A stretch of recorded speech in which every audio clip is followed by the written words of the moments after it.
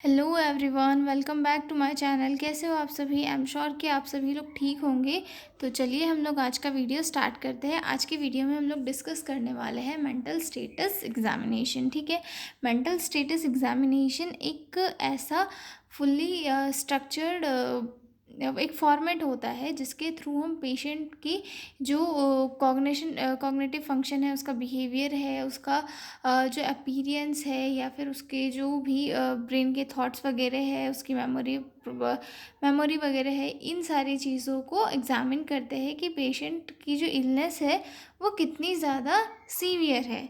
ठीक है, ये एक सिस्टमैटिक मेथड होती है जिसमें हम पेशेंट के करंट मेंटल कंडीशन को देखते हैं और डिस्क्राइब करते हैं। ठीक है, ये बिल्कुल वैसे ही है जैसे फिजिकल एग्जामिनेशन होता है बॉडी के लिए, वैसे ही एमएससी किस चीज़ के लिए होता है? हमारे माइंड के लिए होता है। ठीक है, इसमें पेशेंट का appearance, behaviour, mood, thought, perception, cognition, judgement और इंसाइट असेस किया जाता है। ठीक है, एमएससी जो है हर टाइप की साइकोलॉजिकल डिसीज़ के डायग्नोस्टिक इवोल्यूशन में इंक्लूड होता है, चाहे फिर वो कोई सी भी हो। ठीक है, ऑब्सेसिव कंपल्सिव डिसऑर्डर्स हो, या फिर अदर जो भी डिसीज़ेस है, एनजाइटी डिसऑर्डर्स है, या फिर सेक्सुअल डिसऑर्डर्स है, ईटिंग डिसऑर्डर, ऐसे मतलब सारे टाइप के जो डिसऑर्डर्स होते हैं उन सभी में एक जो एग्जामिनेशन है या फिर डायग्नोस्टिक इवोल्यूशन है वो है एमएससी। वो कंपलसरी होता ही होता है।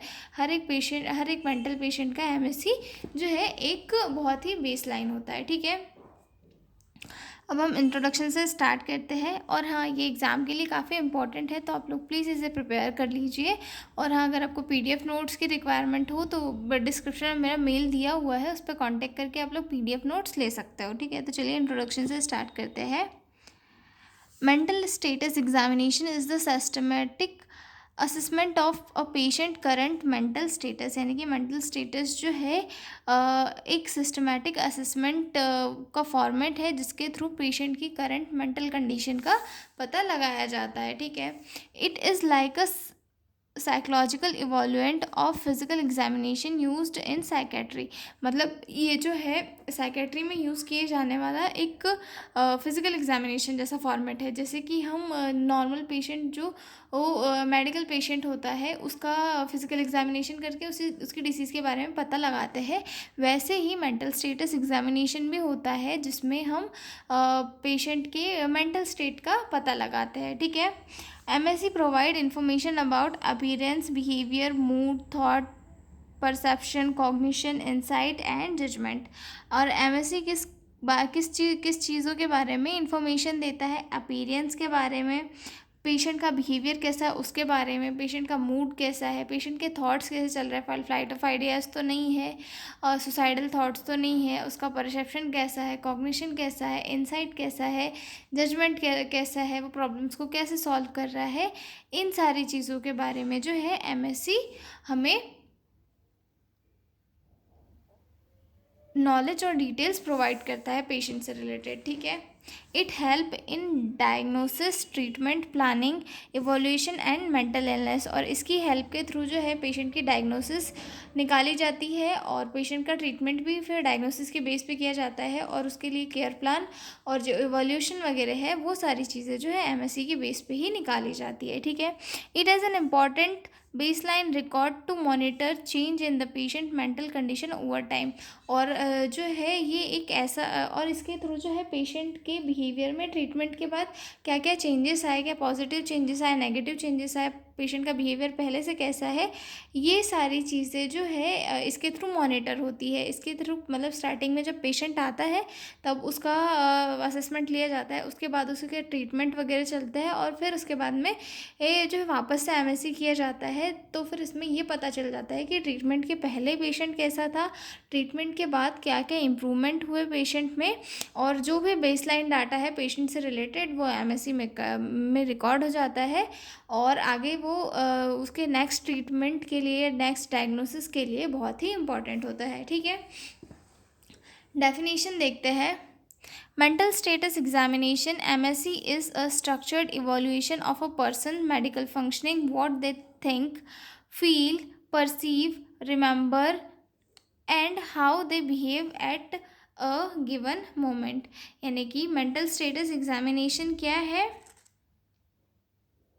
मेंटल स्टेटस एग्जामिनेशन एक ऐसा स्ट्रक्चर्ड इवोल्यूशन फॉर्मेट है जिसके थ्रू पर्सन की जो मेंटल सॉरी पर्सन की जो मेंटल कंडीशन है उसकी फंक्शनिंग के बारे में प्रॉपरली इवोल्यूएट किया जाता है।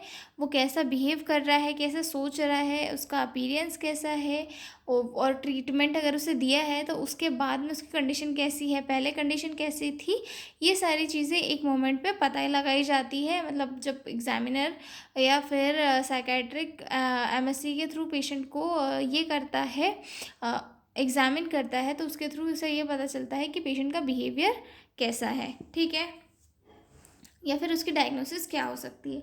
अब पर्पस क्या है एमएससी के?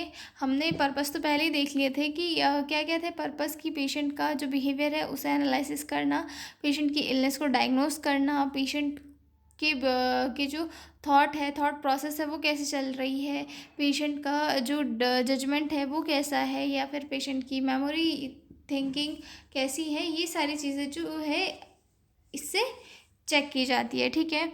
फर्स्ट पर्पस देखते हैं, to understand how the patient is thinking, feeling and behaving right now. मतलब वो एमएससी के थ्रू जो है पेशेंट अभी कैसे सोच रहा है, कैसा फील कर रहा है, कैसा बिहेव कर रहा है, इसे समझा जाता है, ठीक है। To assess severity of illness, मतलब पेशेंट की जो इलनेस है उसकी वो कितनी सीवियर है, कौन से स्टेज तक पहुंच गई है, ज़्यादा ही सीवियर तो नहीं हो गई है, इन सारी चीज़ों का पता लगाया जाता है, ठीक है। To help in diagnosis, mental status examination के थ्रू जो है डायग्नोसिस निकाला जाता है कि पेशेंट के साइन एंड सिम्टम्स कैसे है, उसके बेस पे डायग्नोस किया जाता है, ठीक है। To plan nursing care and treatment, mental status examination के बेस पर ही जो है नर्सिंग केयर प्लान और आगे का ट्रीटमेंट प्लान किया जाता है, ठीक है। To provide baseline data for future comparison, मतलब इसके थ्रू जो है बेसलाइन डाटा भी मिलता है ताकि फ्यूचर में जब पेशेंट का ट्रीटमेंट हो जाए उसके बाद में हमें ये पता, हम कंपेयर कर सकें कि पेशेंट के ट्रीटमेंट के पहले कैसी कंडीशन थी और पेशेंट के ट्रीटमेंट के बाद में क्या कंडीशन है, ठीक है। इसके बाद हम देखते हैं कंपोनेंट्स ऑफ एमएससी की, ये जो एक फॉर्मेट होता है इसमें क्या क्या चीज़ें इंक्लूड होती है। सबसे फर्स्ट आता है इसमें जनरल अपीयरेंस एंड बिहेवियर, ठीक है। जनरल अपीयरेंस एंड बिहेवियर में जो है पेशेंट का अपीयरेंस चेक करते हैं कि वो किस एज का है, उसकी बॉडी कैसी है, उसका ग्रूमिंग यानी कि साफ़ सफाई वगैरह, ठीक है, मतलब वो कैसा वेल मेंटेन है या नहीं, हाइजीन मेंटेन की है या नहीं, उसने हेयर स्टाइल कैसी करी है, ड्रेसिंग कपड़े कैसे पहने हैं, ये सारी चीज़ें जो है मेज़र की जाती है। उसके बाद सेकंड आता है बिहेवियर। बिहेवियर में पेशेंट का बिहेवियर कोऑपरेटिव है या फिर हॉस्टाइल, दैट मीन्स लड़ाकू है, ठीक है, आई कांटेक्ट कर रहा है या नहीं, साइकोमोटर एक्टिविटीज़ साइकोमोटर एक्टिविटीज़ में क्या ये करेंगे कि पेशेंट जो है बेचैन है, मतलब रेस्टलेसनेस है, एजिटेशन है उसके अंदर, या फिर स्लो है उसकी साइकोमोटर एक्टिविटीज़, ठीक है। उसके बाद मेज़र करेंगे posture and attitude. Posture and attitude में मतलब पेशेंट है वो उसका एटीट्यूड कैसा है, ठीक है, पेशेंट खड़ा है, बैठा हुआ है, लेटा हुआ है, मतलब पेशेंट की कंडीशन कैसी है पोस्चर के अंदर। और उसके बाद उसका एटीट्यूड में क्या आएगा, डिफेंसिव है, यानी कि पेशेंट जो है डिफेंसिव मोड में तो नहीं है या फिर फ्रेंडली है, ये चीज़ें हम लोग मेज़र करेंगे, ठीक है। उसके बाद हम चेक करेंगे स्पीच। स्पीच यानी कि बात करने का तरीका, यानी कि उसकी रेट कैसी है, फास्ट है, स्लो है या नॉर्मल टोन में बोल रहा है, वॉल्यूम कैसी है, लाउड है, सॉफ्ट है या फिर विस्पेरिंग है, ठीक है। उसके बाद उसका जो टोन है वो कैसा है, मोनोटोन है या फिर इमोशनल, मतलब मोनोटोन यानी कि एक ही सुर में बात करता है, या फिर जो है इमोशनल या एक्सप्रेसिव वे में है, ठीक है। उसके बाद रिलेवेंट। रिलेवेंट यानी कि वो कैसा बोल रहा है, क्लियर बोल रहा है या फिर उल्टा सीधा बोल रहा है। कोहेरेंट यानी कि क्लियर बोलना, या फिर इनकोहेरेंट यानी कि जो है उल्टा सीधा कुछ भी बोल रहा है पेशेंट, ठीक है। उसके बाद आगे देखते हैं मूड अफेक्ट। मूड अफेक्ट कैसे, मूड मतलब पेशेंट का जो मूड है वो कैसा है, मूड अफेक्ट यानी कि अंदर की उसकी जो फीलिंग्स है वो कैसी है। What the patient say about feelings, मतलब वो खुद के बारे में बता रहा है या नहीं बता रहा है, कि मतलब पेशेंट बोल रहा है कि मुझे अच्छा नहीं लग रहा है, मैं सैड हूँ, मुझे एनजाइटी हो रही है, ऐसे कुछ, या फिर नहीं बता रहा है। ठीक है। उसके बाद अफेक्ट यानी कि ऑब्जेक्टिव, यानी कि हम क्या ऑब्जर्व कर रहे हैं पेशेंट के बारे में। What we observe, for example flat face smiling anxious look, यानी कि जो पेशेंट है वो स्माइल तो कर रहा है लेकिन उसके अंदर जो है एनजाइटी भरी हुई है, उसके फेस से दिखाई दे रहा है। ठीक है। इसके बाद जो है इसका मूड का टाइप क्या है, डिप्रेस्ड है, एनक्शियस है, इरिटेबल है, यूफोरिक है। ठीक है।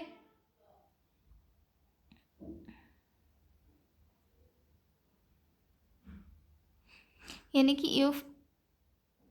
यूफ्रिक यानी कि जो है खुश होता है। ठीक है, मतलब पेशेंट हैप्पी है। ठीक है, मतलब पेशेंट का जो मूड है वो सैड है, एनक्शियस है, इरिटेट है, या फिर खुश है। ठीक है, ये सारी चीज़ें हम उसमें मेज़र करते हैं। उसके बाद पेशेंट की थॉट प्रोसेस क्या है। ठीक है, उसमें फर्स्ट आएगा स्ट्रीम, यानी कि पेशेंट की थॉट प्रोसेस की स्ट्रीम, यानी कि उसका फ्लो कैसा है, स्लो है, रैपिड है, ब्लॉकिंग ऑफ थॉट्स है, ये सारी चीज़ें, मतलब उसकी सोच कहीं जाके रुक तो नहीं गई है, या फिर वो धीरे धीरे सोच रहा है, या फिर बहुत जल्दी जल्दी सोच रहा है चीज़ों को।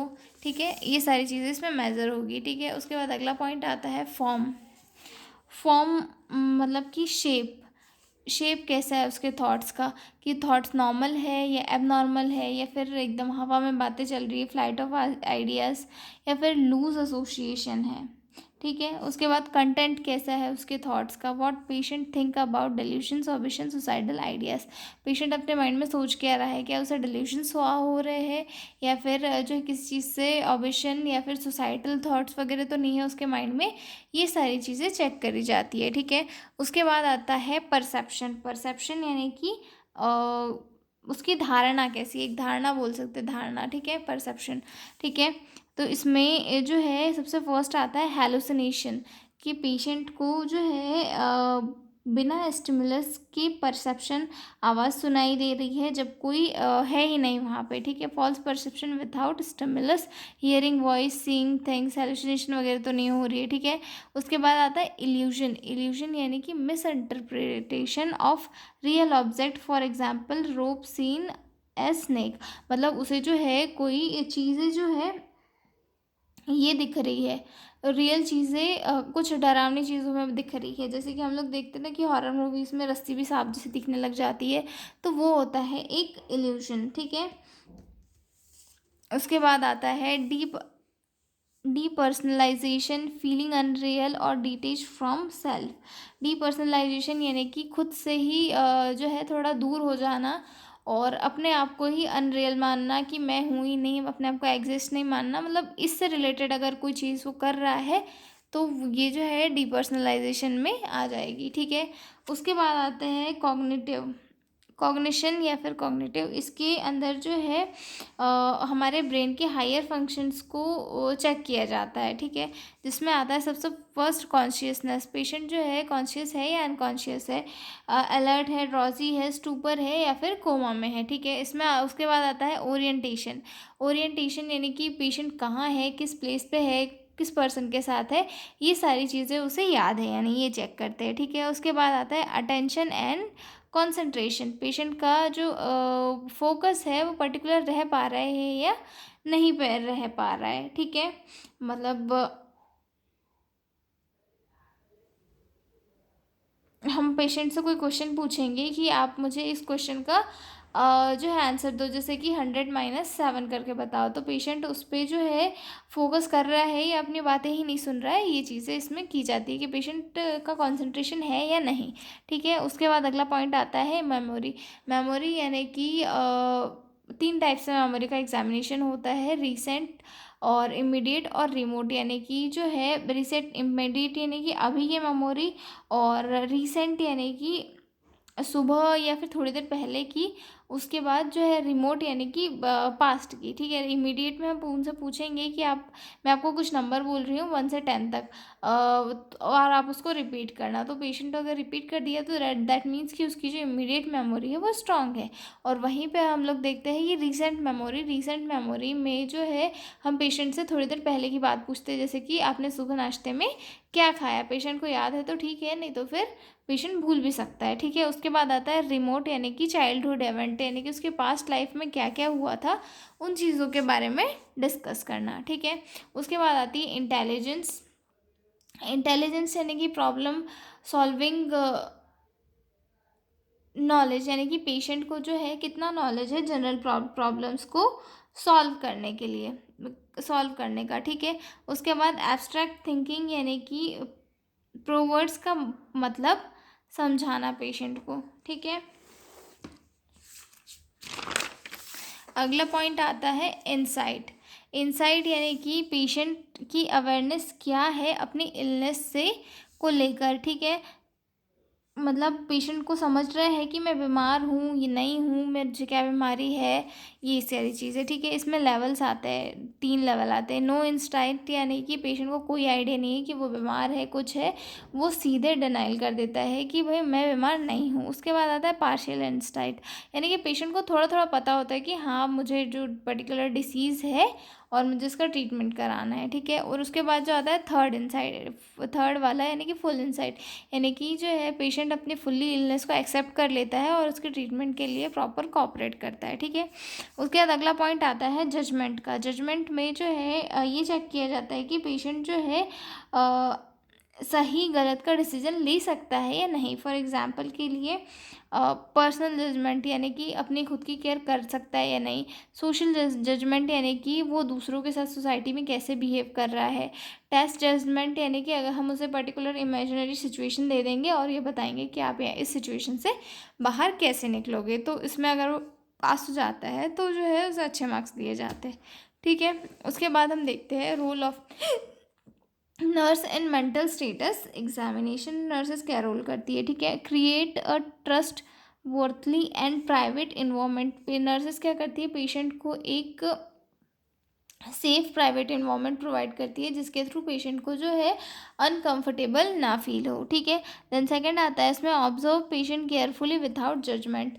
नर्सेस को जो है पेशेंट को बिना किसी जजमेंट के केयरफुली ऑब्जर्व करना चाहिए ताकि उसकी जो डायग्नोसिस है वो सही निकले और उसका ट्रीटमेंट जो है सही तरीके से हो पाए, ठीक है। Use simple and clear question. Patient के साथ हमेशा सिंपल और क्लियर क्वेश्चन पूछना चाहिए ताकि जो पेशेंट है वो भी उन क्वेश्चन को समझ पाए और उनका अच्छे से आंसर दे पाए, ठीक है। Record finding systematically. ऑब्जर्वेशन को जो है सिस्टमेटिकली रिकॉर्ड करना एक बहुत ही इम्पॉर्टेंट काम होता है क्योंकि उसके थ्रू ही पेशेंट की डायग्नोस की जानी है, ठीक है। मेंटेन कॉन्फिडेंशियलिटी, मतलब नर्सेस को जो है कॉन्फिडेंशियलिटी मेंटेन करना बहुत ही इम्पॉर्टेंट होता है, ठीक है। तो ये थे role of nurses in MSC और ये हमारा पूरा एमएससी वाला क्वेश्चन था। तो मिलते हैं हम अगले वीडियो में, तब तक के लिए बाय बाय। पीडीएफ नोट्स चाहिए हो तो मेरा डिस्क्रिप्शन में मेरा मेल डला हुआ है, उस पर कांटेक्ट करके आप लोग पीडीएफ नोट्स ले सकते हो। तो मिलता है अगले वीडियो में, तब तक के लिए बाय बाय।